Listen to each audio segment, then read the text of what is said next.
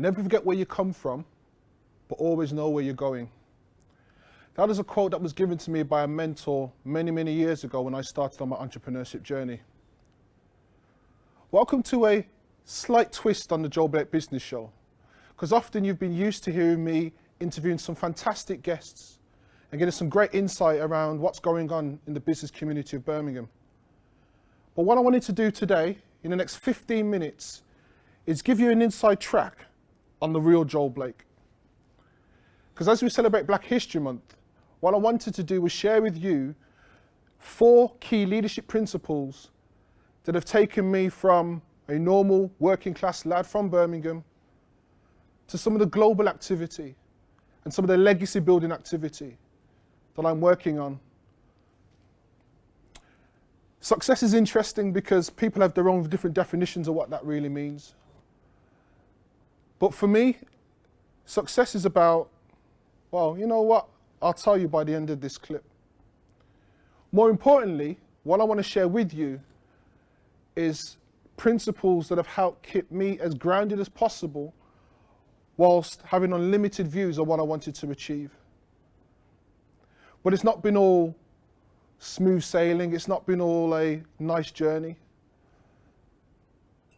In the pandemic, I went through what people would class as mental health challenges, but I didn't recognize it as such. With an amazing wife and great family, they supported me whilst trying to do what all we were trying to do in terms of business individuals and trying to keep things going. But I found that as a black man in business, it was even more difficult. Because what race does, it gives you a sense of responsibility and a sense of accountability that has an impact in all areas of your life. You start to doubt yourself on whether you are the right type of business person to do what you're doing, whether you're being the husband that you ought to be, whether you're being the father that you're meant to be, whether you're meant to be the son, the brother, the nephew of who you're meant to be. But during the pandemic and as we came out, I realized that I had actually become a hermit from the business community. I realized that I wanted to reform, transform, and in doing so, I learned 4 things. So the first thing that I recognized is, number 1, you've got to have a clarified vision. When I was 14 years old, I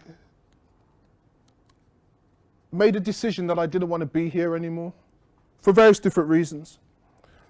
And in a 15-minute window, I made a decision to create the type of life that I felt I deserved, but also could inspire other people to achieve what they wanted to achieve also.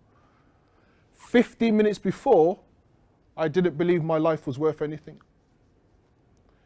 And so I had a clarified vision, and allow me to give you the difference.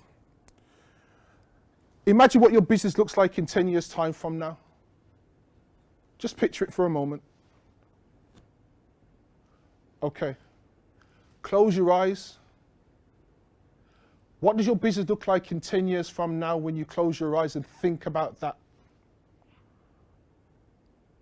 Imagine you go into your laptop and looking at your bank account and you see the zeros, the 10, 0, comma, 0, 0, 0, comma, 0, 0, 0. If you want to get to 10 million, of course. But who are the people that are around you? As you walk out your office, can you smell the coffee in the air, or can you smell cheap perfume? Who are you speaking to? What are they saying to you?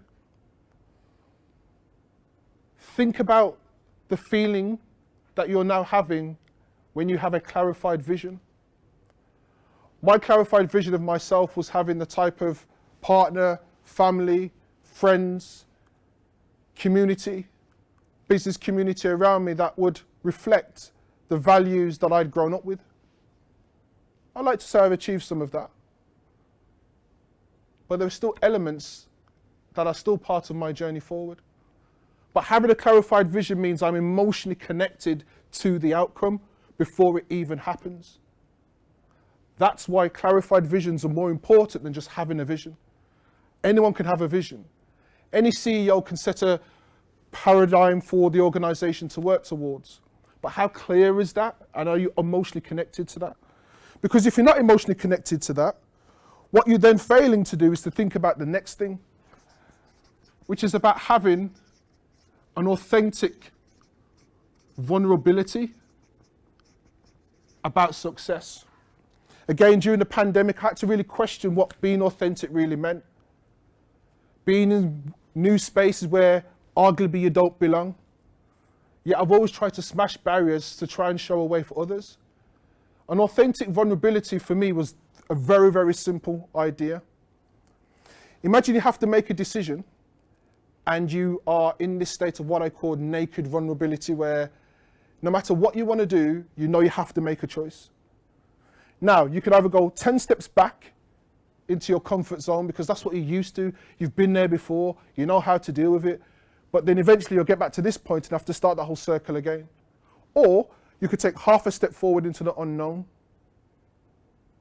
Most of us as human beings are scared of stepping into the unknown because we know what we're used to. But authentic vulnerability is about understanding that you have lessons that you've learned on the steps in that comfort zone that can help inform that half a step. But it means being true to who you are, true to your character, true to your values. And I know, like many of us, that's challenging at times. But authentic vulnerability is about making sure you're very clear about what value you're offering and using the power that you have through your experiences to take that half a step forward. Which leads me into principle number 3. One thing I've always learned in business, that you must sell value versus money. What I mean by that is very, very simple. Business is a people game. Business is about selling value first. As someone from a background where I've come from, with the race and the culture that I've come from, it's often been challenging to come into some spaces to sell your value. You're often seen as the pity project that people want to support, or they don't believe you've got enough skill or experience to deliver. But what people forget is that when you're coming from a cultural background such as mine, we have an innate desire and skills that we can bring into the workplace. We bring a sense of resilience, we bring patience. Entrepreneurship is in the very fabric of our DNA. Controversially, yes, there was a lot of history before slavery too. And when you look back into black culture, you will see that there are kings and queens and royalty and currencies and business that's been done over centuries, way before the standard narrative that black culture started from slavery. And so we have to look at someone for who they are, but also understand where they're coming from and the value that they're bringing, which isn't always financial. Finance in the money is a scorecard of value. And so selling value is very, very important and very, very crucial. But in order to sell value over money, you've got to make sure that you put humility first. You might know why you're valuable. Other people may not see that in you. So you've got to be humble enough, yet confident enough to show that value. And quite often, it's easy to get challenged by what people say or think or perceptions. But you have to understand that if you don't believe you're worth it, why should anybody else? And that's true in life and business. So those are my 4 principles that I learned through the pandemic, coming out of the pandemic, and kind of transforming who I was in my very soul to come back out into the world of business in the way that I am. And there's been very highs, there's been very lows on that journey, but right now I feel so empowered by what can be achieved by working with the right people to achieve the right things. But we all have to have a clarified vision. We all have to be authentic about the things that we need to work on, our weaknesses, our areas of development. We have to make sure that we're selling our value so people know what we're bringing to the table. But we also need to be humble about the way in which we do that.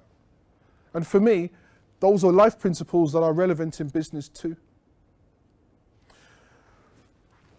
There's a bit of a bonus principle that I wanted to give you also.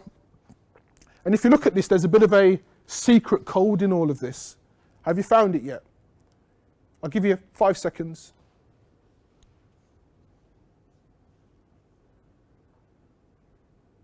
Okay, let me put you out of your misery. Here's the secret code.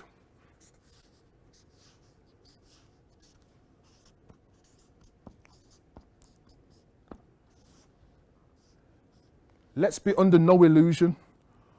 We're in business to make a profit. What you choose to do with that profit is up to you, and that's why you've created your business. But no business will survive unless you have cash. Revenue, great, but you need cash. Cash is the lifeblood of business. We all know this.